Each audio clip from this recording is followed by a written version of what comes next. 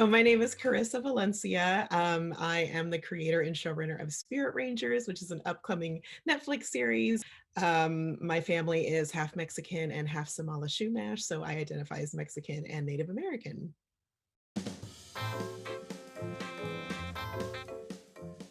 I have always loved animation. I feel like I'm an envious person who wishes that they could draw, and I can't. As soon as I found out you didn't have to draw to be in animation, I was all in and just wanted to be in the kids and family space and also just cartoons. I think it means a lot to me because you can literally be anything in animation, truly anything. And I think like another thing you could be is Native American. I didn't really see a lot of representation of myself, but some of the first characters that I really fell in love with who were Indigenous were like Pocahontas or from Brother Bear. Seeing those characters be heroes, but also embracing their culture as magic was like really important to me. And I thought how amazing that was to see that. And it also, taking a step back, like Pocahontas obviously has its was not the best story to be told, but it just was a place for me to see that animation could be a place where I could tell stories. Full disclosure, I never saw myself starting out in preschool animation. I think I just kind of had my nose in the air, this idea of what preschool was. So I didn't think it was going to be a place for the stories that I wanted to tell. But that was until I met Chris Nee over at Disney Junior. I met her when she was working on Doc McStuffins and Vampirina and started out as her script coordinator. And I remember one of the first scripts I read was called Hannah the Brave, and it was about this little girl who suffered from cancer. Audrey, the doctor needs to run your test now before we do your chemo treatment. Doc, what's chemo? It's a really strong medicine. Audrey must be really sick.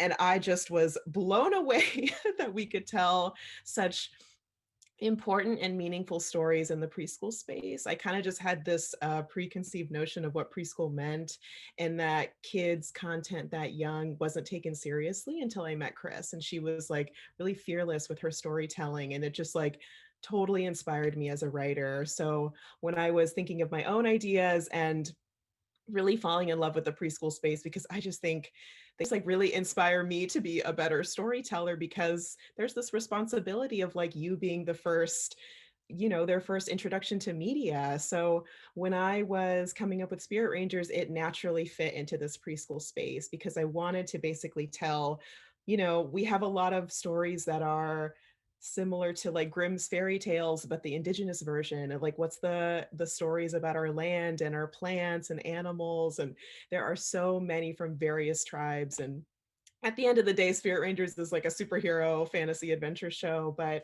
it fits perfectly in the preschool space for me because I get to tell these stories that I do want to tell that are important about like race, but also friendship and community.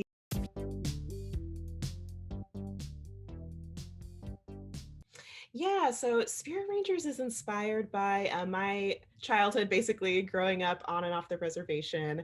So, like I mentioned, half my family is Somali Shumash. So, our reservation is in Santa Barbara County area, right by Solvang. And I grew up hearing stories about how the condor got its black feathers, why we have a rattlesnake dance, going to bear ceremonies and powwows.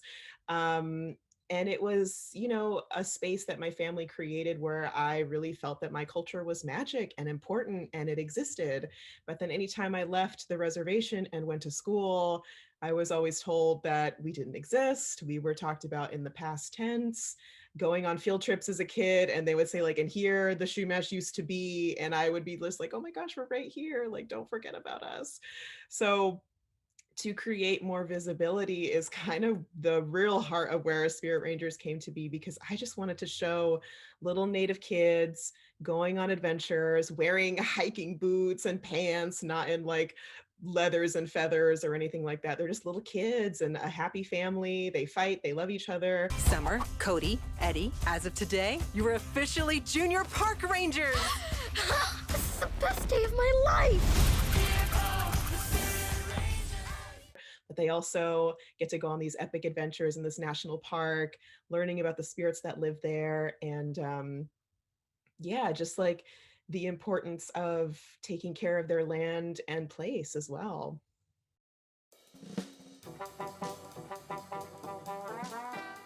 Spirit Rangers has the blessing from the Shumash tribe as well as the Cowlitz tribe.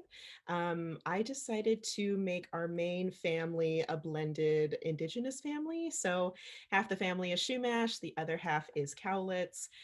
This was to kind of show that like a lot of kids do identify with multiple tribes, but also to give us kind of more space to show that natives are not all the same. So when the designs kind of come out and you'll see more, it's their hair colors are different, their eye colors are different, skin tones are different because we are not all the same. We are not one monolith. So having those multiple tribes meant a lot to me to do that. So my tribe is the Shumash, so I did a big meeting with my elders council and brought the show to them and kind of just told them what I wanted to do for our culture and what an opportunity this would be to like for me to give back to them is to put our culture in the spotlight. And the elders were like over the moon about this. They were so excited, and having their blessing means everything. It will never get old, like hearing your elders tell you that you're proud of you. So it was a really special day and really exciting. And then Joey Clift, who is our staff writer and consulting producer, he went to his tribe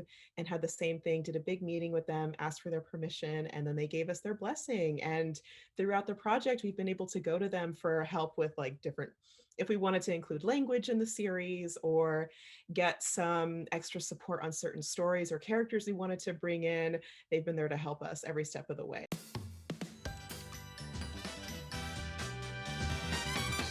I think when I first pitched Spirit Rangers, it was always my dream and goal to have the writing staff be all Indigenous and all Native. Because while the characters were inspired by my time growing up on and off the reservation, I am not Queen Native. I do not know everything. I can speak to my own experiences, but I think something that makes Spirit Rangers so strong is that I have so many Native perspectives on the show. So my writing staff has writers from the Pacific Northwest, from the Northeast, from the middle of the country. We're all over the place, and we all have such a different experience being Indigenous and what that means to us. So it was really important for me to do that just so our characters could really come to life on the screen. And I'm just like so proud of the team that we've assembled. So we have amazing Native writing team, Native composers, we have a choreographer, we have artists, we have a fantastic cast. Oh my gosh, it's just like something we joke about in the room all the time is that we've assembled the Native Avengers, because that's how it feels. I feel like we've assembled natives from all corners of the earth to come together and make this show. It's been so fun. I think there's a way that we're starting to just indigenize the film industry and like getting an indigenous voice at every single level, like whether that's at the cast or the editing or post or even our choreography. Like I think having some kind of input there just makes the project that much stronger and feel less like tokenization. So I feel very optimistic. I'm super happy at Netflix. They've been really fearless with everything that I've been wanting to do. So I just feel really supported and I hope it continues.